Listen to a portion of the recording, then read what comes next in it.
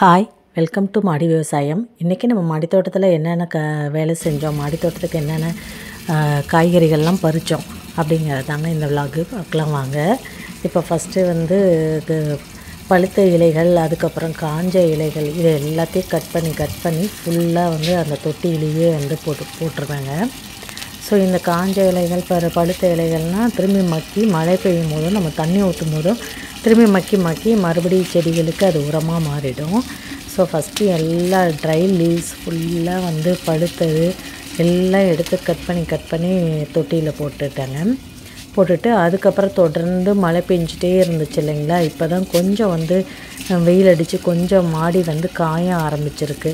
So அதனால் கொஞ்சம் எல்லாம் பெருக்கிடலாம். ஒவ்வொரு தொட்டிக்கு அடியிலையும் வந்து பார்த்திங்கன்னா நிறைய மண் வந்து தேங்கிட்டு இருந்துச்சு.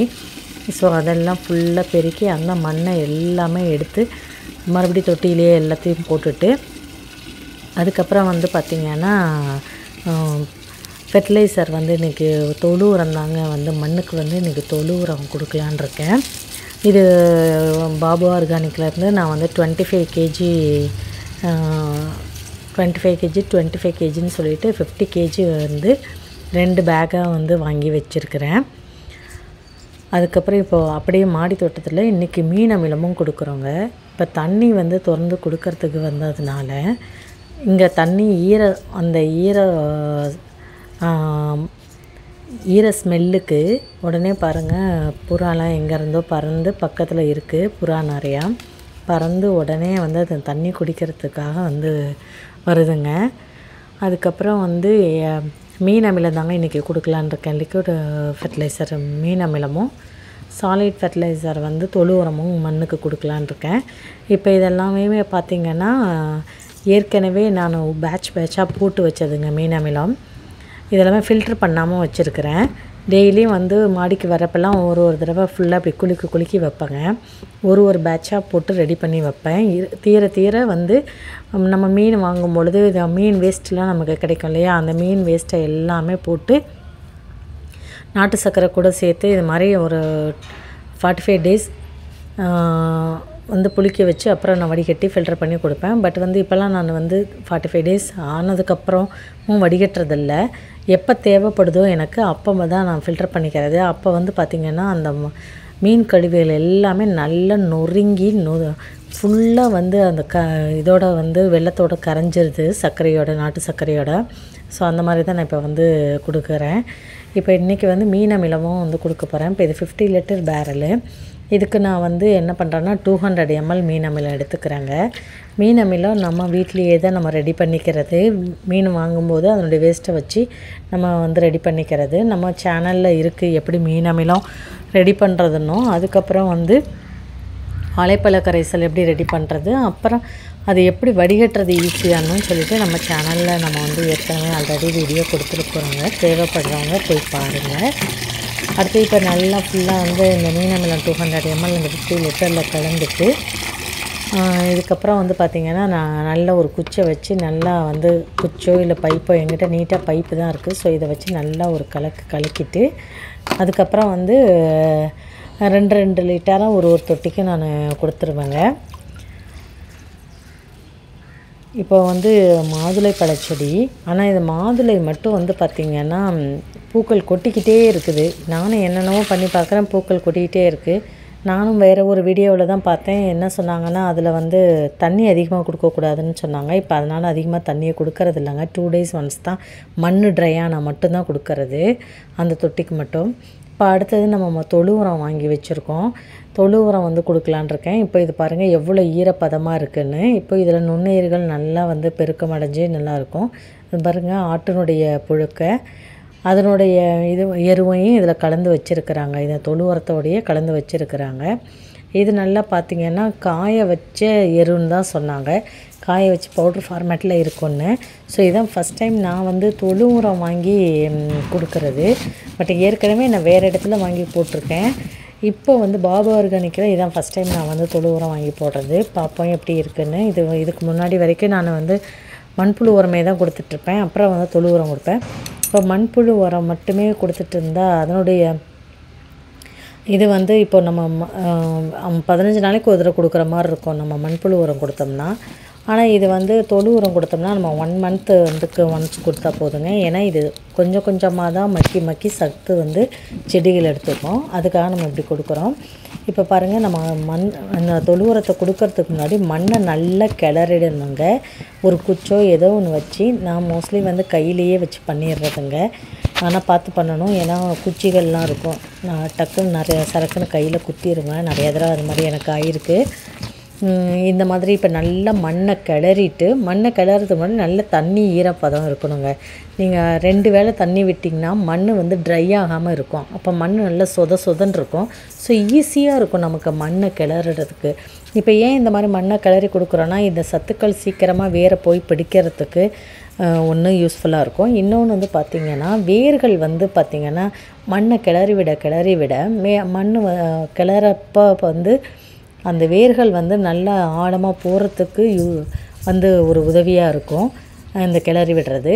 அப்படி இன்னொன்று வந்து பார்த்திங்கன்னா, இந்த வேர்கள் ஈஸியாக சுவாசிக்கிறதுக்கும் ஒரு ஹெல்ப்ஃபுல்லாக இருக்கும். அதனால நம்ம வந்து அப்படி கிளறியும் விடணுங்க. கிளறி விட்டோம்னா தான் நம்ம அந்த சத்துக்கள் வந்து சீக்கிரமாக அதை எடுத்துகிட்டு நமக்கு வந்து காய்கள் வந்து கொடுக்க ஆரம்பிக்கும்.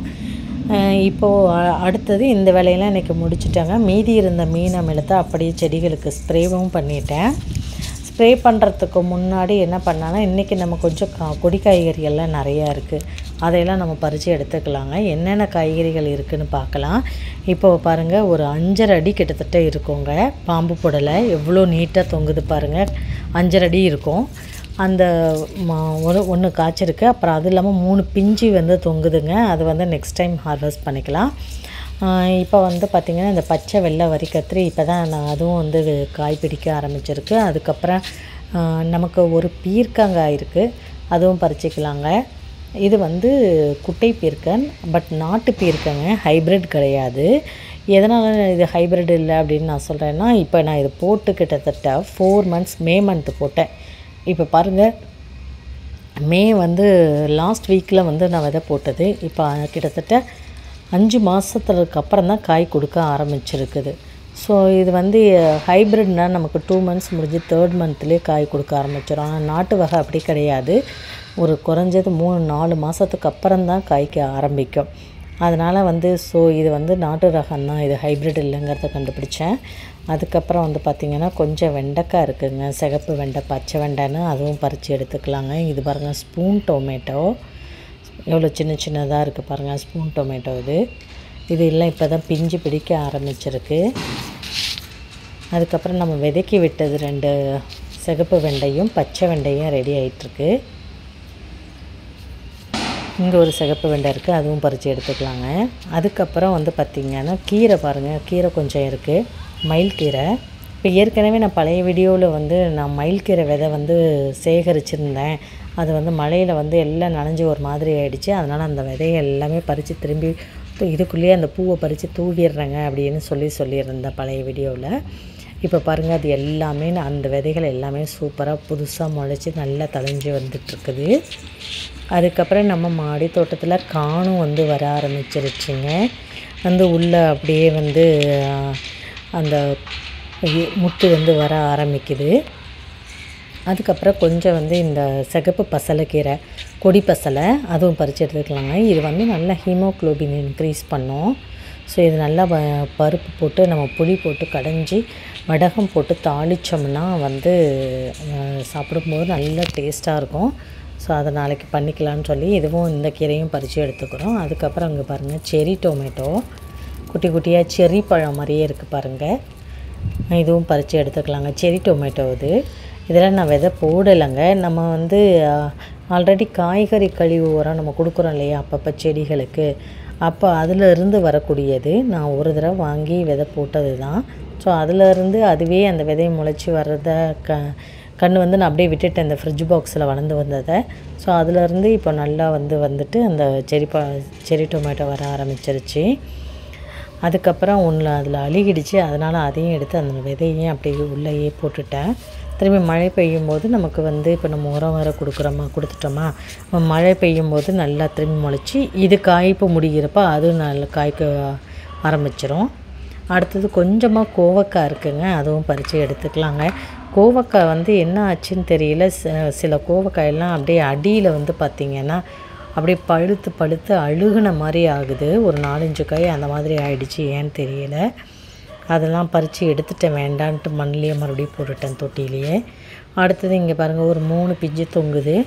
இது மடக்கிக்கிட்டு தாங்க இருந்துச்சு, இதுக்கு கல் கட்டி விட்டேன். இந்த மாதிரி தாங்க இதுவும் இருந்துச்சு. இப்போ அதுக்கு கல் கட்டி விட்ட உடனே அது என்ன ஆகுதுன்னா நல்லா நீட்டமாக வளர ஆரம்பிச்சிது. ஸோ இப்போ இன்னும் 2 புடலங்காய் மீதி இருக்குது, அதுக்கும் கல் கட்டி விடணும். கல் கட்டி விட்டுட்டோம்னா நல்லா நீட்டமாக வளரும். இதுவுமே பாம்பு புடலை தாங்க.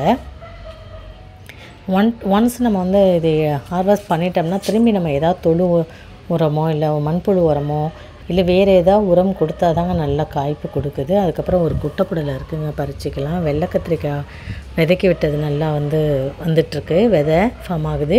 அதுக்கப்புறம் பூசணிக்காய் கொடியை பிடிச்சிட்ருக்கு. அதுக்கப்புறம் வந்து பாருங்கள் பாகற்காயுமே பூக்கள் வந்து ஆண் பூ வர ஆரம்பிச்சிருச்சு. இதுக்கப்புறம் பெண் பூ வர ஆரம்பிக்கும். அதுக்கப்புறம் வந்து பார்த்திங்கன்னா செம்பருத்தி இதெல்லாம் பாருங்கள், நம்ம தொழு உரம் கொடுத்த உடனே மழை பெஞ்சதுக்கப்புறம் பூச்சி தாக்குதல் ரொம்ப கிடையாது. முன்னாடி ரொம்ப செடியே வீணாகிற அளவுக்கு இருந்துச்சு, இப்போ அந்த அளவுக்கு இல்லைங்க. அதுவும் இப்போ பாருங்கள் ஒத்த செம்பருத்தி, இதில் சுத்தமாக பூச்சியே இல்லை. அந்தளவுக்கு வந்து உரம் கொடுத்து மழை பெய்ய ஆரம்பித்தோடனே அந்த செடி நல்லா வந்து நல்லா செழிப்பாயிடுச்சு. அதுக்கப்புறம் ஒரு வெள்ளை கத்திரிக்காய் இருக்குது, அது பறிச்சிக்கலாங்க. இங்கே கொஞ்சம் காணெலாம் இருக்குது, ஆனால் இது இன்றைக்கி பறிக்கலை. இப்போ தான் முத்துக்கள் உள்ளே வந்து தொட்டு பார்த்தேன், கொஞ்சம் இப்போ தான் ஃபார்ம் ஆக ஆரம்பிக்குது. நம்ம இன்னும் ஒரு 1 வீக் மேலே ஆகும்னு நினைக்கிறேன். 1 வீக்கு குறைஞ்சது ஒரு 15 நாளாவது ஆகும்னு நினைக்கிறேன். அதுக்கப்புறம் கொஞ்சம் பாலக்கீரை இருக்குது, பறிச்சிக்கலாங்க. அதுக்கப்புறம் இங்கே பாருங்கள், இப்போ ட்ராகன் வந்து உடஞ்சிருச்சு. இந்த தொட்டியை மாற்றி வைக்கும்போது நான் பழைய வீடியோவில் சொல்லியிருந்தேன், மாற்றி வச்சப்போ உடஞ்சிருச்சு. அது உடஞ்சதை அப்படியே அந்த கிழமையை விட்டுட்டேன். சரி இன்னொரு தொட்டி மாற்றி அப்புறம் வைக்கலான்னு. அதுலேருந்து அதுக்குள்ளே வந்து வேர் விட ஆரம்பிச்சிருச்சு. இது வந்து நான் கொஞ்சம் இதெல்லாம் கட் பண்ணி எடுத்து கொஞ்சம் மட்டும் என்னோடய மாடி தோட்டத்தில் இன்னொரு தொட்டியில் வச்சுட்டு மீதியெல்லாம் நான் வந்து எங்களோட லேண்டு ஊரில் வந்து எங்களோட சொந்த விவசாய நிலம் இருக்குது, அங்கே வந்து நாங்கள் அதெல்லாம் குத்தகைக்கு விட்டுருக்கோம், பார்க்க முடியலன்னு. நாங்கள் இங்கே சென்னையில் இருக்கிறதுனால ஸோ அங்கே கொண்டு போய் கொடுத்தா ஆள் வந்து அவங்க பார்த்துக்குவாங்க. அதனால் அங்கே ஊரில் எடுத்து போய் வைக்கலான் இருக்கேங்க. அதுக்கப்புறம் கொஞ்சம் செம்பருத்தி பூ இருக்குது. இது தாங்க இன்றைக்கி நம்ம மாடித்தோட்டத்தில் பறித்த காய்கறிகள். என்னென்னு பார்க்கலாம். ஒரு புடலங்காய், கொஞ்சம் செம்பருத்தி, அதுக்கப்புறம் கொஞ்சம் பசலைக்கீரை, சிகப்பு பசலைக்கீரை, பாலக்கீரை, 2 சொரக்காய், அதுக்கப்புறம் கொஞ்சம் பச்சை வெண்டை, ஒரு பீர்க்கங்காய், ஒரு குட்டை புடலை, கொஞ்சம் சிகப்பு வெண்டை, கொஞ்சம் கோவக்காய், அதுக்கப்புறம் கொஞ்சம் செரி டொமேட்டோ. இதுதாங்க இன்றைக்கி நம்ம மாடியில் பறித்த காய்கறிகள். இந்த வீடியோ உங்களுக்கு பிடிச்சிருந்துன்னா லைக் பண்ணுங்கள், ஷேர் பண்ணுங்கள், கமெண்ட் பண்ணுங்கள், சப்ஸ்கிரைப் பண்ணி எனக்கு சப்போர்ட்